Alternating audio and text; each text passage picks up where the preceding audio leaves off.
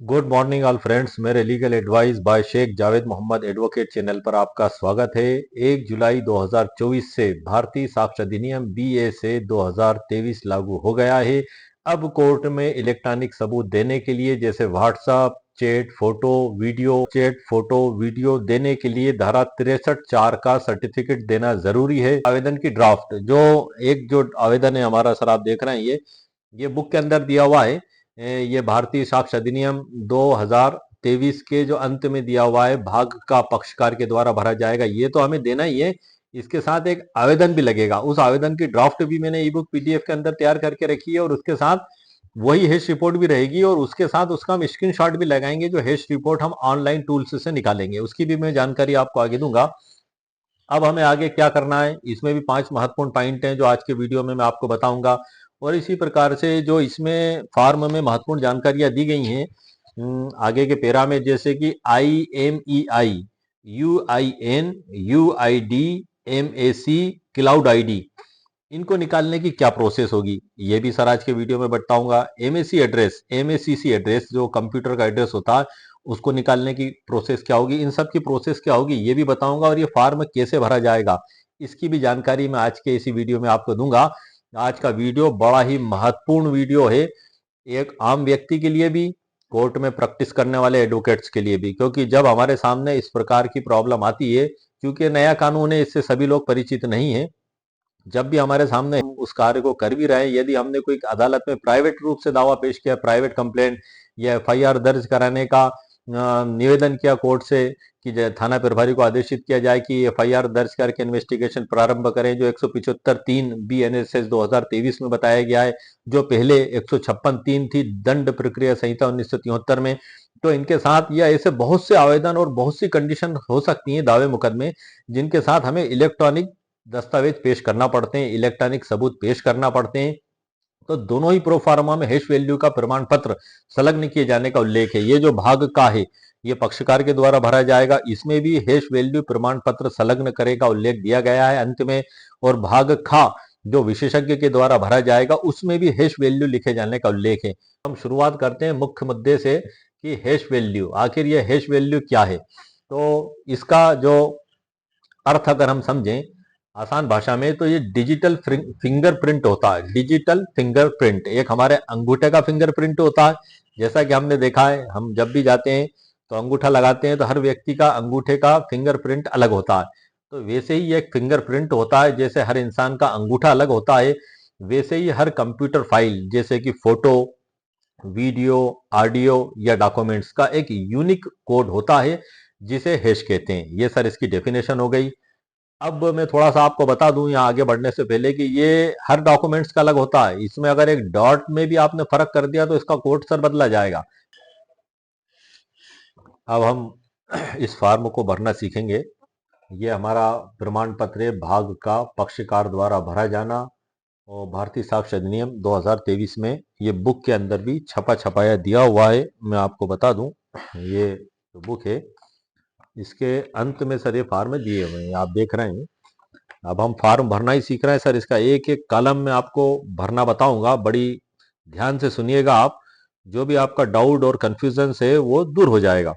ये आप देख रहे हैं, ये नीचे सर ये इतने एरिया में, जो मैं उंगली से आपको बता रहा हूँ, इतने एरिया में ये फॉर्म है और इसके ऊपर पूरी डिटेल अन्य कमेंटियां लिखी हुई हैं। तो हम जाहिर सी बात है कि इसका उपयोग नहीं कर सकते फोटोकॉपी करके। ये आप देख रहे हैं सर ये। और उसके बाद फिर यहाँ पे जो फॉर्म आ गया, उसके बाद इसके पीछे वो भी इसी प्रकार से है कि फार्म ऊपर आधा अलग है और नीचे उसके आधे में फार्म गा आ गया। तो हम सेपरेटली इसको फोटोकॉपी करके सर यूज नहीं कर सकते। तो आपकी इसी समस्या को समाधान करने के लिए मैंने एक स्पेशल वीडियो बनाया है, जो अभी जस्ट मेरे चैनल पर मैंने अपलोड भी किया है, कल ही अपलोड किया है सर। उसमें वो जो वीडियो सर मैंने अपलोड किया है, उस वीडियो का टाइटल मैं आपको बता देता हूँ, क्योंकि ये फॉर्मेट एक ऐसा फॉर्मेट है कि इसको तो हमें प्रिंट आउट निकालना ही होगा, और ये आसानी से कोर्ट में आसपास कहीं मिलता भी नहीं है। और हम टाइपिस्ट के पास जाते हैं तो वहाँ इतनी आसानी से टाइप भी नहीं हो पाता है, समय लगता है। कई बार तो टाइपिस्ट बिजी होते हैं तो वो कह देते हैं कि आप 1 घंटे बाद आइएगा, 2 घंटे बाद आइएगा। लेकिन मैंने एक ऐसा तरीका आपके लिए निकाला है कि ये फॉर्मेट आपको आपकी जेब में, आपके मोबाइल के अंदर मिल जाएगा, और आपका घंटों का काम मिनटों में भी नहीं, सिर्फ 1 मिनट में हो जाएगा। उस पीडीएफ को आपको सिर्फ डाउनलोड करना है और फोटो कॉपी निकालना है। इसमें 1 मिनट से ज्यादा समय नहीं लगेगा और वो फॉर्म इसी प्रकार से आपके सामने निकल कर आ जाएगा। ये मैंने खुद ने तैयार किया है, मैंने खुद ने इसका पीडीएफ तैयार किया है और इसको मेरे वीडियो के नीचे उसी डिस्क्रिप्शन बॉक्स में मैंने अपलोड भी कर दिया है। मेरी प्रॉब्लम सॉल्यूशन ई बुक स्टोर पर ये मौजूद भी है और उसका टाइटल है 1 मिनट में PDF print, Indian evidence act 2023 धारा 63(4) गा प्रमाण पत्र बिना टाइप किए सीधा उपयोग टाइम सेवर। ये इसी टॉपिक से जो है कि मेरा वीडियो भी अपलोड है और इसी टाइटल से आपको वहां पे ये मेरे ई बुक स्टोर पे पूरा प्रोफार्मा मिल जाएगा। और स्पेशली उसमें मैंने कुछ नहीं लिखा है सर, सिर्फ ये दो प्रोफार्मा है, भाग का और भाग खा। ये आप देख रहे हैं ना सर, ये इस प्रकार से आप जैसे ही करेंगे प्रिंट तो 1 मिनट के अंदर प्रिंट होके निकल जाएगा। ये वहां पे मौजूद है। आपको जब भी आवश्यकता महसूस होती है आप गूगल पर सर्च कर लें, legal advice by Sheikh Javed Mohammad advocate. सबसे ऊपर मेरा चैनल आपको आ जाएगा, गूगल पे ही बोलेंगे आप, वहां पे आप क्लिक करेंगे और वीडियो के नीचे जब जाएंगे तो प्रॉब्लम सॉल्यूशन ई बुक स्टोर दिखेगा। आप उस पर क्लिक करेंगे तो वहां से मेरे मेन स्टोर पर पहुंच जाएंगे। वहां तकरीबन 200 के करीब प्रॉब्लम सॉल्यूशन ई बुक मेरे द्वारा अपलोड की जा चुकी हैं आप लोगों की समस्याओं को हल करने के मकसद से। और वहीं पे ये जो मैंने अभी आपको वीडियो का शीर्षक पढ़ के बताया था वहां आपको ये पीडीएफ मिल जाएगा। सिर्फ 5 पन्ने हैं सर उसमें। और इस सेटिंग के साथ मैंने तैयार किया है कि जब आप उसको प्रिंट निकालेंगे तो बराबर व्यवस्थित तरीके से, खूबसूरत तरीके से, बड़े ही सुंदर तरीके से ये प्रिंट होके आपको पेज मिल जाएंगे। ये देख रहे हैं ये भाग का, ये 2 पेजों में है। ये मैं आपको बता रहा हूँ, ये 2 पेज है सर। ये आप देख लें, इसकी प्रिंट की शैली भी मैं आपको बता देता हूँ। ये आप देखें चौकोर खाने अलग से बने दिखाई दे रहे हैं आपको इसमें, और ये पूरा पेज आप देख रहे हैं। ये इस तरीके से 2 पेज में आपको मिल जाएगा। ये हमारा हो गया विशेषज्ञ के द्वारा भरा जाने वाला और ये हो गया सर हमारा पक्षकार के द्वारा भरा जाने वाला। ये देखें आप, इसमें पूरे चौकोर खाने आपको और पूरी डिटेल भी, लाइन भी मैंने इतनी डिटेल से स्पेस दिया हुआ है कि आपको भरने में आसानी हो जाए। ये पेज नंबर 2 है सर इसका। इसमें भी पूरे मैंने स्पेस बराबर दिए हैं जहां देना चाहिए ताकि आपको हाथ से भरने में भी प्रॉब्लम ना जाए। ये आप देख लें, ये दूसरा पेज हो गया और ये हो गया सर इसका तीसरा पेज, अंत वाला तीसरा पेज। ये तीसरा पेज हो गया सर। इसमें भी पूरे चौकोर खाने हैं ताकि आपको सिर्फ राइट लगना है और कॉपी पेस्ट करना हो चीज़ें। इसमें आपके लिए जो है कि सबसे महत्वपूर्ण बात यह है कि सर इसमें समय की बचत हो जाती है। हमारे लिए समय बड़ा कीमती होता है। कई बार हमें वो चीज़ जो 1 घंटे में प्राप्त होती है यदि 1 मिनट में प्राप्त हो जाए तो हमारा बहुत बड़ा काम हो जाता है सर। हमारा जो मामला रुका हुआ रहता है वो आगे बढ़ जाता है, हमारी प्रॉब्लम सॉल्व हो जाती है। अब हम आगे बढ़ते हैं सर इसमें। इसी फार्म को हम भरना सीखेंगे सर। अब इसका एक एक पेरा में इस फार्म को ही हाथ में लेके बैठा हूँ। इसमें मैंने लिखा है एक उदाहरण के तौर पे, पक्षकार द्वारा भरा जाना है, इसे पूरे फार्म को भरकर बताएं सरल तरीके से। तो मैंने बताया है। आगे लिखा हुआ है जैसे मोबाइल पर व्हाट्सएप पर किसी ने मैसेज भेजा, उसका स्क्रीनशॉट लेकर व्यक्ति ने खुद के व्हाट्सएप पर सेंड किया, वहां से डाउनलोड करके कंप्यूटर पर सेव कर लिया, उसके बाद कंप्यूटर पर सेव दस्तावेज का हैश वैल्यू निकाला और उस दस्तावेज की फोटोकॉपी करके कोर्ट में हैश रिपोर्ट के साथ पेश की। ये एक शुरुआत में मैंने लिखा हुआ है। तो हम यहीं से शुरू करते हैं सर। सबसे पहले तो ये फार्म है, आप देख लें। ये है भाग का पक्षकार के द्वारा भरा जाना और नंबर 1 में आप कॉलमों को समझ लें क्योंकि मैं आगे पढ़ के बताऊंगा तो इन्हीं कॉलमों को आपको पढ़ के बताऊंगा। नंबर 1 में नाम पिता का नाम, दूसरे उसमें निवासी है, तीसरा चिन्ह लगाने वाला है आपका कि युक्ति डिजिटल अभिलेख स्रोत से लिए गए डिजिटल अभिलेख, और अन्य है मेक मॉडल है, क्रम संख्या है, IMI है। ये सब आप देख लें क्योंकि मैं आगे इसी को भरना आपको बताने जा रहा हूँ प्रैक्टिकली। और ये अगला कार्य में 3 भागों में है, सुवामित्वाधीन, अनुरक्षित, प्रबंधित और प्रचलित। इनके शब्द भी बता दूंगा मैं आपको डिटेल इसकी। और प्रमाण पत्र के साथ हैश रिपोर्ट संलग्न करें। ये पूरा प्रोफार्म हो गया सर आपका, मैंने आपको शॉर्ट में बता दिया। और उसके बाद है विशेषज्ञ द्वारा भरा जाने वाला। तो इसको तो हमें नहीं भरना है क्योंकि हम विशेषज्ञ नहीं है, हम एक सामान्य इंसान है, कॉमन मैन है सर हम। अब कॉमन मैन है तो हम कॉमन मैन की तरह ही हम काम करेंगे, एक सामान्य इंसान की तरह। जो हमें फार्म दिया गया है कॉमन मैन का, उस कॉमन मैन के फार्म को जो पक्षकार है, पक्षकार के द्वारा भरा जाने वाला विशेषज्ञ वाला फार्म हमें नहीं भरना है। भाग का को भरने का बिल्कुल सही और भरा हुआ नमूना नीचे दिया गया है, मैंने आपके लिए तैयार करके रखा है। अब हम शुरू करते हैं नंबर 1 से सर। मैं फार्म हाथ में लेके बैठा हुआ हूँ। नंबर 1 में मैं जो है, ये जो आप देख रहे हैं यहाँ यहाँ तो आपको अपना नाम लिखना है। ये तो सामान्य सी बात है सर। एक आप एडवोकेट हैं तो आप तो ये सब कुछ जानते हैं। लेकिन फिर भी इसमें कुछ टिपिकल पॉइंट है जो मैं बताऊंगा, लेकिन एक आम व्यक्ति को समझाने के लिए मैं बता रहा हूँ। यहाँ पे आप अपना नाम लिख दें, पिता का नाम लिख दें, पूरा पता लिख दें, ये जो लिखा हुआ है। उसके बाद इसमें लिखा हुआ है आगे, मैं नियोजित हूँ। और ये फार्म में से ही पढ़ रहा हूँ सर, वही मैंने ई बुक पीडीएफ के अंदर भी लिखा है जो पढ़ के बता रहा हूँ मैं आपको। मैं नियोजित हूँ, आपने नाम लिख दिया, आपका पिता का नाम लिख दिया, और उसके बाद फिर आगे लिखा हुआ है मैं नियोजित हूँ, निवास स्थान हो गया आपका। उसके बाद लिखा हुआ है इसमें, सत्य निष्ठा पूर्वक प्रतिज्ञान और शुद्ध हृदय से कथन करता आबलिक करती हूँ और निम्नानुसार प्रस्तुत करता आबलिक करती हूँ। यही बात मैंने इसमें भी लिखी है, स्क्रीन पे आप जो देख रहे हैं। नंबर दूसरा पॉइंट है इसका, मैंने निम्नलिखित युक्ति, कौन सी युक्ति, डिजिटल अभिलेख स्रोत से लिए गए डिजिटल अभिलेख का इलेक्ट्रॉनिक अभिलेख निर्गम प्रस्तुत किया है, कोष्टक में चिन्ह लगाएं। अब आप यहाँ पे देख रहे हैं, हम जो है कि अब दूसरे कॉलम पे आ चुके हैं इसमें, कि मैंने वही शब्द जो पढ़ के बताए मैंने वही लिखे हुए हैं। अब यहाँ पे अब आपको ये दिख रहे हैं 5-6 चौकोर गोल खाने, ये देख लें आप स्क्रीन पे ना सर, ये जो है मैं अब इन्हीं के बारे में आपको बता रहा हूँ। फार्म आपके पास हो तो आप फार्म खोल के देख लें। नंबर 1 है कंप्यूटर आबलिक स्टोरेज मीडिया, उसके आगे चौकोर खाना बना हुआ है, फिर DVR, mobile, flash drive, CD, DVD, server, cloud और अन्य, इन सब के आगे चौकोर खाने बने हुए हैं। तो अब चूंकि हमारा हम जो है हमारे कंप्यूटर में जो सेव था उसी का हमने हैश वैल्यू निकाला है और उसी की हमने हैश रिपोर्ट तैयार की है। तो हम यहाँ पे जो सबसे पहला है कंप्यूटर आबलिक स्टोरेज मीडिया, तो हम इस गोल पे, इस खाने पे राइट क्लिक करेंगे। जैसे कि आप देख रहे हैं ई बुक पीडीएफ में मैंने कंप्यूटर के आगे राइट का निशान लगाया हुआ है, और DVR, mobile, flash drive, CD, VD, server, cloud, अन्य, इन सबको मैंने छोड़ दिया। अब यहाँ पे आपका जो भी स्रोत है आप यहाँ पे वो लगा सकते हैं। मैंने कंप्यूटर लगाया, आपका मोबाइल है या कोई अन्य है, तो आप यहाँ इन सब में से जो भी हो, और यदि इनमें से नहीं हो तो अन्य में से जो भी हो तो उसकी डिटेल आप नीचे लिख दें। और यहाँ पे डीवीआर यदि आपका है तो आप डीवीआर में लगा दें, मोबाइल है तो मोबाइल में राइट लगा दें, प्लेस है तो प्लेस फ्लैश ड्राइव में राइट लगा दें, सीडी आप लिख डीवीडी है तो इसमें राइट लगा दें, सर्वर है तो उसमें राइट लगा दें, क्लाउड है तो उसमें लगा दें, अन्य है तो उसमें लगा दें। ठीक है सर, ये क्लियर हो गया, हम आगे बढ़ते हैं। अब ये आपको दिखाई दे रहा है इसमें अन्य, और उसके नीचे आता है सर हमारा, इस प्रोफार्मा में दिया हुआ है मेक और मॉडल संख्या, मेक और मॉडल। तो अपने यहाँ पे आपको क्या लिखना है, अपने कंप्यूटर का नाम लिखें, जैसे कि डेल लैपटॉप मॉडल 3501, जो भी हो आपका। ये कंप्यूटर की बात कर रहे हैं सर। यदि हम मोबाइल हो तो यहाँ पर मोबाइल का लिख दें आप, जैसे ओप्पो है, ओप्पो 74 4G, या एप्पल है, जो भी हो आपका मॉडल नंबर और मेक और वो उसका संख्या उसी के अंदर मिल जाएगा, यहाँ पे आप वो लिख दें। ये हमारा दूसरा हो गया सर। तीसरा हो गया रंग, जो भी आपका उसका रंग है, काला है कि सिल्वर है, सफेद है, जो भी आप यहाँ वो लिख दें। उसके बाद आता है सर क्रम संख्या, जो लैपटॉप के पीछे लिखा सीरियल नंबर होता है, और मोबाइल में भी आपको अंदर वो संख्या मिल जाएगी।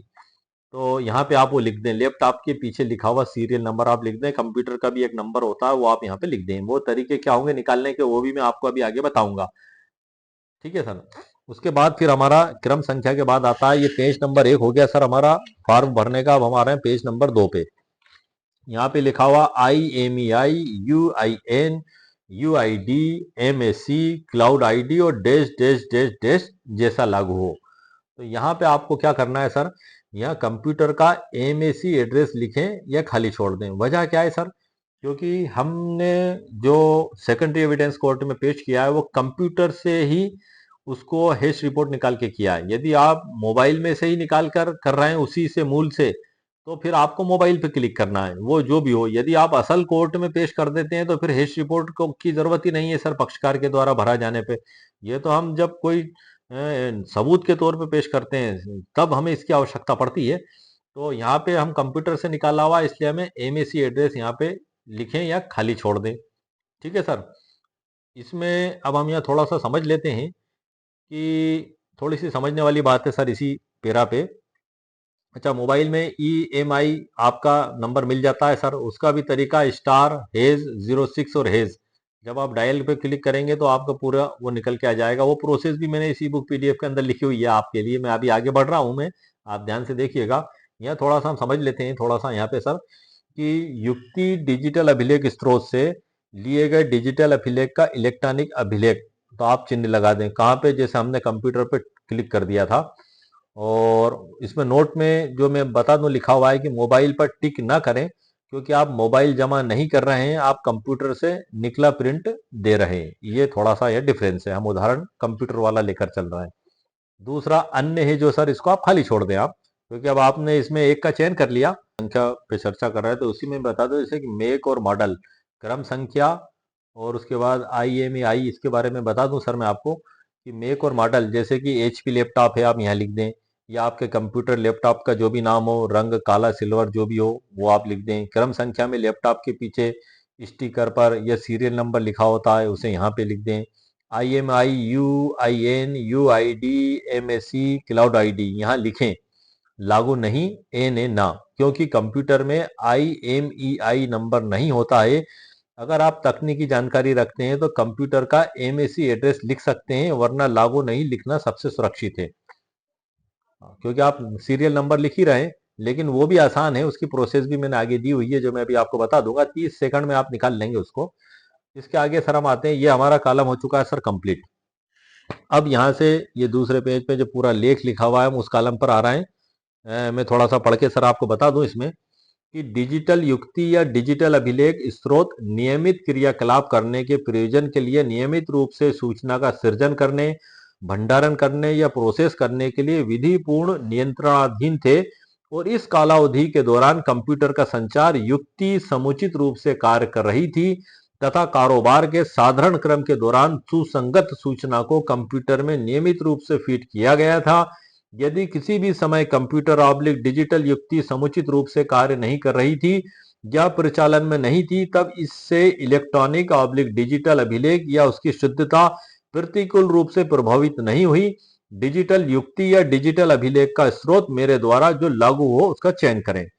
ये घोषणा हो गई सर हमारे द्वारा कि ये सही साठ हालत में था, हमारे कब्जे में था और उसमें कोई छेड़छाड़ नहीं हुई थी। उसके बाद ये फिर हमारे सामने 4 इसमें चौकोर खाने आए हुए हैं, जिसमें लिखा हुआ है स्वामित्वाधीन, अनुरक्षित, प्रबंधित और प्रचलित। अब हम यहाँ पे देख लेते हैं सर इसमें, ये सबसे महत्वपूर्ण लाइन है। मूल स्क्रीनशॉट मोबाइल से लिया गया है, जिसे व्हाट्सएप के माध्यम से इस कंप्यूटर पर ट्रांसफर सेव किया गया और उसका प्रिंट एवं हैश मान वैल्यू इसी कंप्यूटर से निकाला गया है। ये जो हम ये 4 गोले जो मैंने आपको बताए थे, ये इस पे आगे बढ़ने से पहले मैं आपको बता दूं, ये जो हमारा ऊपर वाला कॉलम है, इससे ऊपर वाला जो अभी डिटेल मैंने आपको पढ़ी, युक्ति ऑब्लिक डिजिटल अभिलेख डैश डैश डैश के विषय में कोई अन्य सुसंगत सूचना यदि कोई हो तो विनिर्दिष्ट करें। तो यहाँ पे ये जो आप देख रहे हैं सर, ये जो मैंने अभी लाइन पढ़ी जस्ट आपको, यहाँ पे हमें क्या लिखना है कि ये सबसे महत्वपूर्ण बात है डिजिटल अभिलेख के संबंध में, कि मूल स्क्रीनशॉट मोबाइल से लिया गया, जिसे व्हाट्सएप के माध्यम से इस कंप्यूटर पर ट्रांसफर करके सेव किया गया, इसका प्रिंट एवं हैश मान इसी कंप्यूटर से निकाला गया है। ये आप लिख दें। ये हम चूंकि एक उदाहरण लेके चल रहे हैं, और आपके मामले में जो भी स्थिति और कंडीशन हो आप उसको उस हिसाब से यहाँ पे वो बात लिख दें, जो भी परिस्थिति हो। इस तरह भरने से क्या फायदा होगा? सच्चाई, आपने साफ कर दिया कि प्रिंट कंप्यूटर से निकला है, इसलिए कंप्यूटर की डिटेल दी। दूसरा, लिंक, आपने नीचे वाली लाइन में मोबाइल और व्हाट्सएप का जिक्र करके यह बता दिया कि फोटो असल में कहां से आई थी। इससे कोर्ट में सबूत की कड़ी, चेन ऑफ कस्टडी पूरी हो जाती है। अब हम आते हैं सर, और युक्ति डिजिटल डिजिटल अभिलेख के विषय में कोई अन्य सुसंगत सूचना, इसके नीचे लिखा हुआ है। तो यहाँ पे यह लाइन जरूर लिखें, जो मामला है कि मूल स्क्रीनशॉट मेरे मोबाइल से लिया गया, व्हाट्सएप के माध्यम से इस कंप्यूटर पर ट्रांसफर किया गया, प्रिंट निकाला गया। आपके मामले में जो भी सिचुएशन और कंडीशंस हो आप यहाँ पे वो लिख दें। उसके बाद आता है सर हमारा डिजिटल युक्ति ऑब्लिक डिजिटल अभिलेख का स्रोत मेरे द्वारा। डिजिटल युक्ति या डिजिटल स्रोत नियमित क्रियाकलाप के द्वारा। अब हम आते हैं सर उस जगह पे जो मैंने अभी पूरी डिटेल आपको पढ़ दी थी। अब हम उस जगह पर आए हैं, वो एक कलम हमारा रह गया था इससे ऊपर वाला, वो मैंने आपको बता दिया। अब हम उस जगह पर आए जो अभी जस्ट पूरी डिटेल मैंने आपको पढ़ के बताई थी। वो जो 4 कॉलम जो मैंने आपको बताए थे, इन चारों को हम समझ लेते हैं कि यहाँ पे हम राइट क्लिक कर रहे हैं। हमारे उदाहरण में स्वामित्वाधीन, अगर कंप्यूटर आपका है, ठीक है सर, तो हम यहाँ पे इसी पर राइट करेंगे, लेकिन हम इनको चारों को समझ भी लेते हैं। जैसे कि स्वामित्वाधीन ऑन्ड, इसका मतलब क्या है? आप उस डिवाइस के मालिक हैं, आपने उसे खरीदा है, उसका बिल आपके नाम पर है। उदाहरण, आपका अपना पर्सनल मोबाइल या घर का लैपटॉप।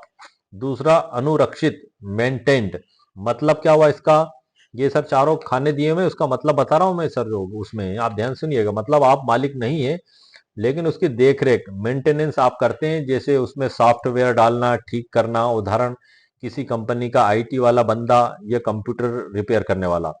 चौथा है सर हमारा प्रबंधित, ऑपरेटेड, मतलब आप उसे चला रहे थे, यूजर भले ही कंप्यूटर किसी और का हो लेकिन प्रिंट निकालते समय बटन आपने दबाया था, उदाहरण ऑफिस का कंप्यूटर जो कंपनी कंपनी का है पर आप चलाते हैं, या दोस्त के लैपटॉप से प्रिंट निकालना। ये चारों कॉलम की डिटेल भी मैंने बता दी सर। अब आप समझ लें आपको कौन सी किस स्थिति में लागू होगी, वहां पे आपको क्लिक करना है।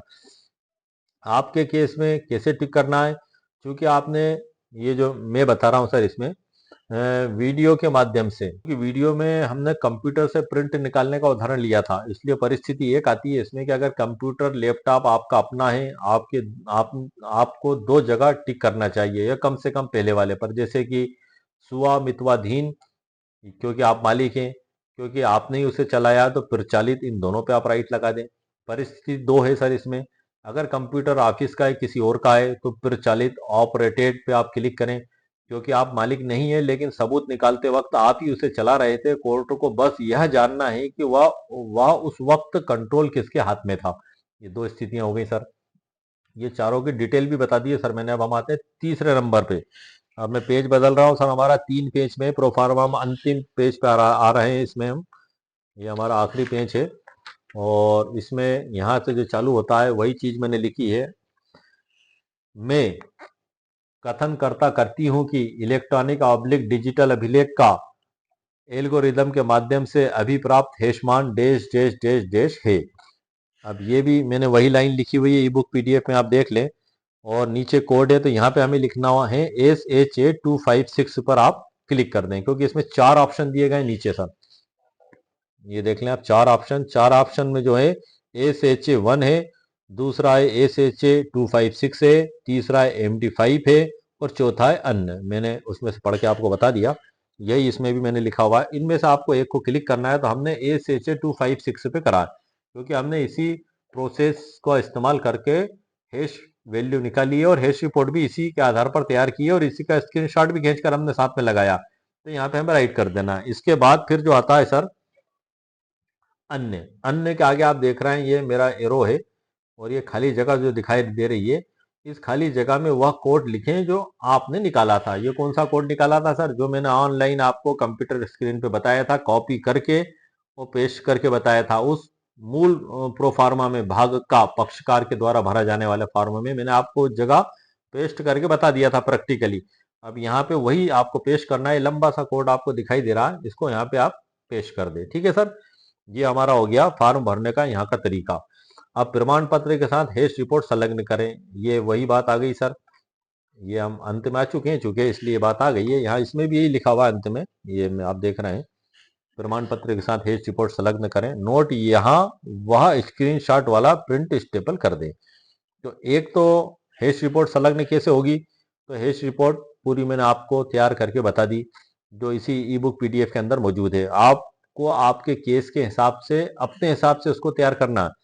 आप mobile, computer, CD, DVD, photo, screenshot, क्या जो भी इलेक्ट्रॉनिक दस्तावेज जिस भी प्रकार का आप पेश कर रहे हैं, तो उसमें वही डिटेल लिखना है। वो मैंने जो लिखा वो नहीं लिखना, वो मैंने एक उदाहरण के तौर पे आपको समझाने के लिए बताइए, और ये उदाहरण भी जो लेके चल रहा हूं आपको समझाने के लिए बता रहा हूं मैं, लेकिन आपको प्रोफार्मा आपके मामले और आपके परिस्थिति के हिसाब से भरना है। जो भी आपका इलेक्ट्रॉनिक सबूत है उसी के हिसाब से आपको भरना है। हम आगे बढ़ते हैं इसमें, और अंत में आता है सर आपका नाम और हस्ताक्षर, और यहाँ पे आप आपका दस्तखत करें, और आखिरी में उसके नीचे लिखा हुआ है तारीख और समय और स्थान। ये हमारा आखिरी पेज है, और ये पूर्ण रूप से अब हमारा वीडियो समाप्त हो चुका है यहाँ पे। और उसके आगे हम आते हैं सर, और आज के वीडियो में सर मैंने आपको मुकम्मल कानूनी जानकारी प्रदान कर दी है। ये टॉपिक ऐसा था सर कि यदि मैं इसको इतनी डिटेल से नहीं बताता तो संभव रूप से सब बातें एक ही वीडियो में आपको बता भी नहीं पाता मैं, इसलिए मैंने एक एक चीज आपको बताई है। और उसके बाद महत्वपूर्ण निर्देश भी हैं, जो है कि भाग खा पार्ट बी को क्रॉस कर दें या खाली छोड़ दें, जैसा कि पहले बताया गया है वो आपके लिए नहीं है।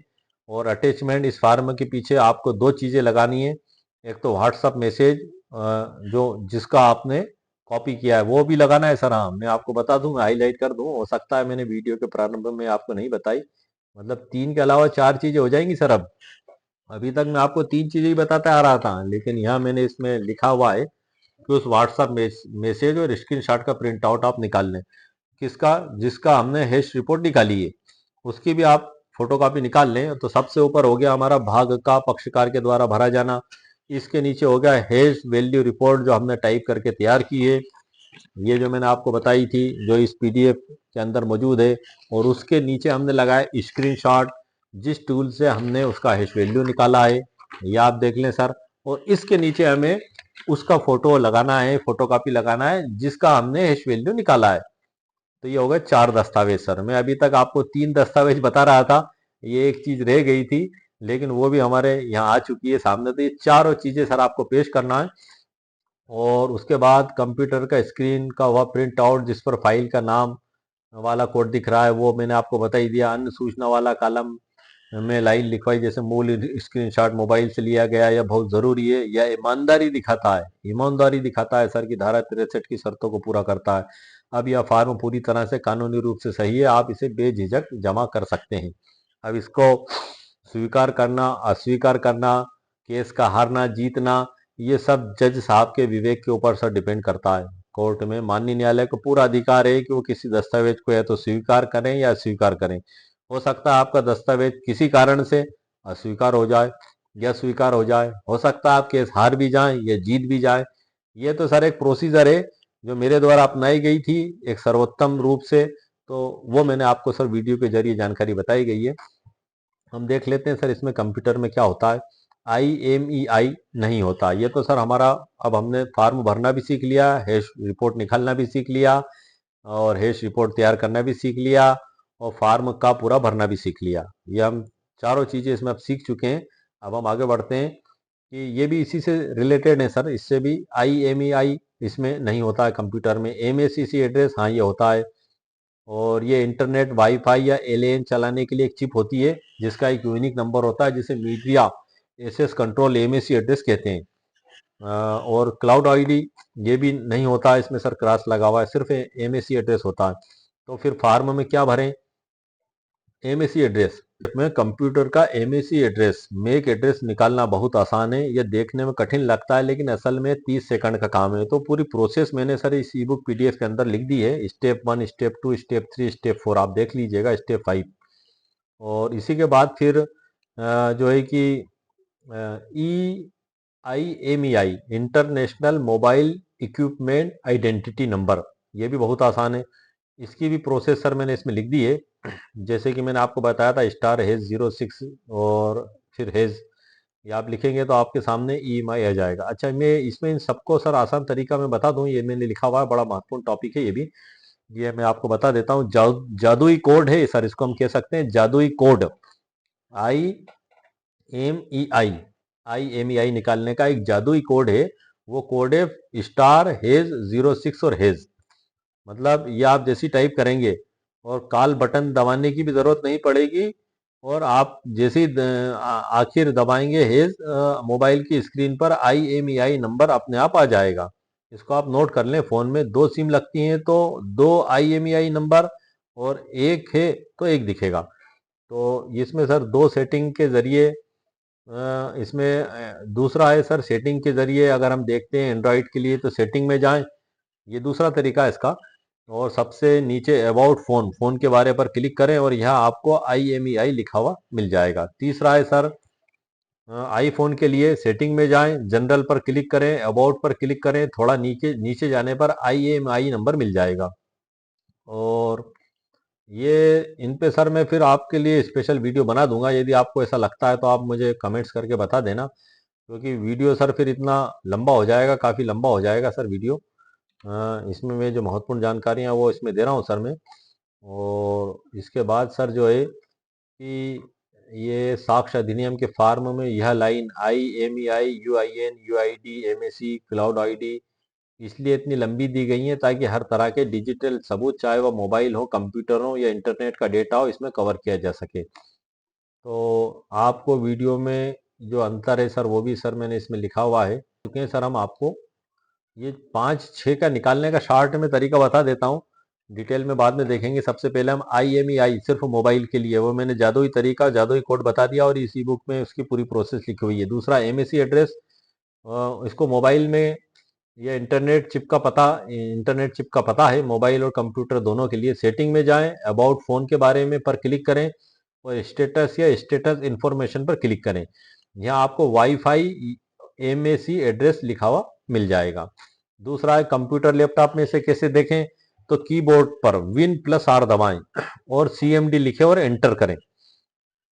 काली स्क्रीन पर लिखे गेट GET MAC या फोनिंग से भी आसान छोटा कोड आएगा, जैसे 00-1B-44-, यही MAC एड्रेस है। तीसरा है क्लाउड ID, अगर सबूत गूगल ड्राइव, डिजिटल लॉकर या क्लाउड से लिया हुआ है तो क्लाउड ID का मतलब अक्सर आपकी यूजर ID या ईमेल ID ही होती है जिससे अकाउंट आपका चल रहा है। गूगल ड्राइव फोटोज के लिए गूगल ड्राइव आप खोलें, कोने में आपको प्रोफाइल फोटो पर आप क्लिक करें, वहां पर लिखी आपकी ईमेल ID, जैसे कि abc@gmail.com ही आपकी क्लाउड ID मानी जाएगी। तीसरा है फेसबुक और इंस्टाग्राम के लिए आपकी प्रोफाइल खोलें, ऊपर जो URL लिंक या यूजर नेम, जैसे @ जो भी हो वही आपकी ID है। और उसके बाद चौथे नंबर पे आएगा UIN/UID, पेन ड्राइव या हार्ड डिस्क के लिए है। अगर आप कोर्ट में पेन ड्राइव जमा कर रहे हैं तो पेन ड्राइव का भी एक यूनिक नंबर होता है जिसे वॉल्यूम सीरियल नंबर या UID कहते हैं। निकालने का तरीका क्या है सर इसका? इसका जो निकालने का तरीका है sir, number 1 pen drive computer में आप लगाएं। दूसरा, कीबोर्ड पर Win+R दबाएं और CMD लिखें और एंटर कर दें। अब टाइप करें VOL, सिर्फ 3 अक्षर V-O-I और एक इंटर फिर दबाएं। आप स्क्रीन पर लिखा आएगा volume serial number is XXS, जो भी आए यही नंबर फॉर्म के UIN/UID वाले कॉलम में भरना है आपको। तो जो लंबी लाइन लिखी होती है उसे लेकर कंफ्यूज ना हो आप, बस आपको डिवाइस के हिसाब से सही ID निकालनी है। तो ये सर मैंने आज के वीडियो में आपको मुकम्मल कानूनी जानकारी प्रदान कर दी है। अब इस ई बुक PDF में तो सर और भी बहुत कुछ लिखा हुआ है, मैं आपको खाली स्क्रॉल करके ले जाता हूँ। ये 25% जानकारी दी है सर मैंने इसमें, इसी टॉपिक से रिलेटेड ये आप देख रहे हैं, इतना कुछ लिखा हुआ है ये वर्ड में ही सर। इसके तकरीबन 175 पेज हैं। अब मैं सब कुछ तो आपको जानकारी नहीं दे सकता, लेकिन ये मैंने जो मुख्य बातें इसमें से आपको बता दी हैं, और ये जो बातें मैंने बताई हैं उसी ई बुक PDF की लिंक इसी वीडियो के नीचे डिस्क्रिप्शन बॉक्स में मेरे द्वारा दे दी गई है। 199 रुपीज़ कीमत इसके मेरे द्वारा रखी गई है। यदि आपको इसकी आवश्यकता महसूस हो तो आप इसको खरीद सकते हैं। वीडियो के अंदर से जानकारी देने का मेरा मकसद यही है कि खरीदने से पहले आप इसको देख लें, सुन लें और समझ लें, और यदि ऐसा लगता है कि आपके लिए उपयोगी है तभी आप इसको बाय करें। बाय करने के लिए आप जो वीडियो के नीचे डिस्क्रिप्शन बॉक्स दिया गया है वहां पर ई बुक डाउनलोड लिखा दिखाई देगा, उसके आगे एक लिंक दिखाई देगी, जब आप उस पर क्लिक करेंगे तो आपके सामने बाय नाउ का ऑप्शन आएगा। जैसे ही आप 199 का भुगतान करेंगे आपकी ईमेल पर एक डाउनलोड का मैसेज आएगा, आपको डाउनलोड लिखा दिखाई देगा। आप जब डाउनलोड पर क्लिक करेंगे तो ये आपके मोबाइल पर डाउनलोड हो जाएगी, आपके मोबाइल पर, कंप्यूटर पर, स्मार्टफोन पर, ये कहीं भी डाउनलोड हो जाएगी, आप इसको वहां पढ़ सकते हैं। ये खाली एक शैक्षणिक जागृति के उद्देश्य से तैयार की गई है।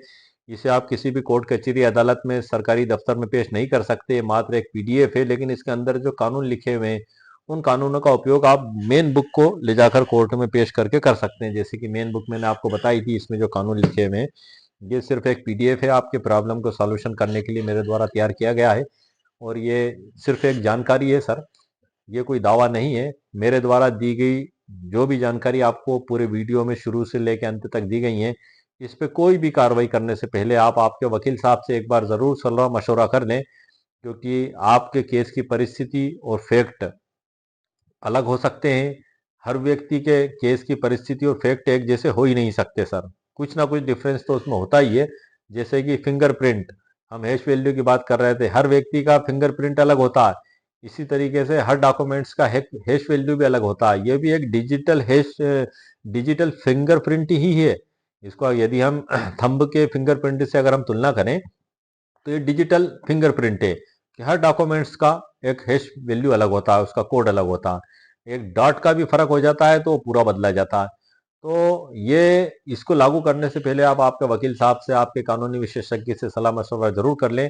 ये मैंने एक प्रैक्टिकल तौर पे, एक जिसको हम कह सकते हैं कि एक इजाद किया हुआ तरीका मान लें आप ये मेरा, क्योंकि आपको पूरे हिंदुस्तान में क्या पूरे वर्ल्ड में तरीका नहीं मिलेगा। हो सकता है जैसा ही हो या इससे अलग हो या इससे बेहतर हो या इससे बेहतर ना हो, कुछ भी हो सकता है, लेकिन ये सर मेरा यूनिक तैयार किया हुआ तरीका है। क्योंकि जब मेरे सामने प्रॉब्लम आई, मैंने मेरे वकील साथियों से भी कंसल्ट किया। 12 दिन से सर मैं इसको लेके चिंतित था और परेशान था और सर्च में लगा हुआ था, लेकिन मुझे कोई हेस्ट रिपोर्ट निकालने वाला नहीं मिला जो पक्षकार वाले फार्म में भरी जाएगी। विशेषज्ञ हो सकता है सर कोई बहुत बड़ा कार्यालय हो, उसके कोई एड्रेसेस हो अपने राष्ट्रीय स्तर पे या प्रदेश स्तर पे भी, लेकिन हम तो पक्षकार के द्वारा भरा जाने वाले की बात कर रहे हैं सर। अब उसमें हेस्ट रिपोर्ट हम कहाँ से लेके आएंगे और कैसे लाएंगे और कैसे निकालेंगे? तो वो एक प्रैक्टिकली तरीका, एक अनुभव के आधार पे मैंने तैयार किया है सर। एक मैंने अपने प्रैक्टिकल अनुभव के आधार पे वो हैश वैल्यू रिपोर्ट का प्रोफार्मा तैयार किया है, उसके साथ स्क्रीनशॉट लगाना, उसके साथ दस्तावेज लगाना और सबसे ऊपर ये मेन रिपोर्ट तैयार करके लगाना। ये एक आप इसको मान लें जुगाड़ तुगाड़ मान लें सर, या कोशिश मान लें किसी भी तरीके की। अब कोर्ट में जज साहब इसको क्या महत्व देते हैं, क्या कानूनी इसका महत्व होगा, ये तो सर गुण दोषों के आधार पे जब फैसला होगा जब ही मालूम पड़ेगा। लेकिन आज हमारे सामने ये मामला खड़ा था कि हम इसमें क्या करें, तो उस क्या करें का जवाब मैंने मेरे खुद के केस के लिए तो सर ये निकाला है। यदि आपको उचित लगता है कि आपके लिए उपयोगी हो सकता है तो सर आप खुद भी इसका उपयोग कर सकते हैं, और यदि आपको ऐसा लगता है कि आपके लिए उपयोगी नहीं है तो सर आप इसका उपयोग ना करें, और आपके पास में इससे भी बेहतर कोई और तरीका हो तो सर आप मुझे भी बता दें। और ये मेरी सर कोई गारंटी नहीं है, ये मेरा वीडियो का चैनल मात्र एक शैक्षणिक जागृति के उद्देश्य से बनाया जा रहा है। इसको किसी भी बात को आप फॉलो करने से पहले, लागू करने से पहले आपके वकील साहब से जरूर सलाह मशवरा कर लें, और वकील साहब से सलाह मशवरा करने के बाद ही अप्लाई करें। क्योंकि मैंने मेरे प्रकरण में ये परिस्थितियां अप्लाई की हैं। अब उससे क्या रिजल्ट होगा सर ये तो बाद में ही पता लगेगा, क्योंकि एक सामान्य प्रोसीजर है ये।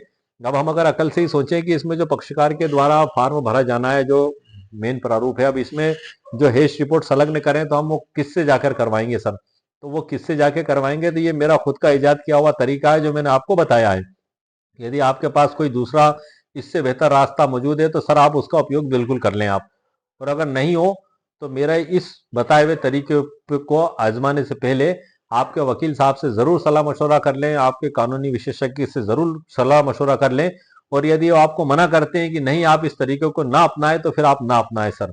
लेकिन चूंकि मैंने प्रैक्टिकली रूप से किया है, एक इजाद किया हुआ तरीका, और ये ई बुक पीडीएफ के अंदर भी मैंने लिखा हुआ है, तो ये यदि आपको उचित लगता है तो आप इसका उपयोग कर सकते हैं। तो आज के वीडियो में सर मैंने आपको मुकम्मल कानूनी जानकारी प्रदान कर दी है। उम्मीद है आपको मेरा वीडियो पसंद आया होगा। मेरे वीडियो को आप लाइक भी करें, शेयर भी करें, सब्सक्राइब भी करें। ओके, शुक्रिया, थैंक यू सर।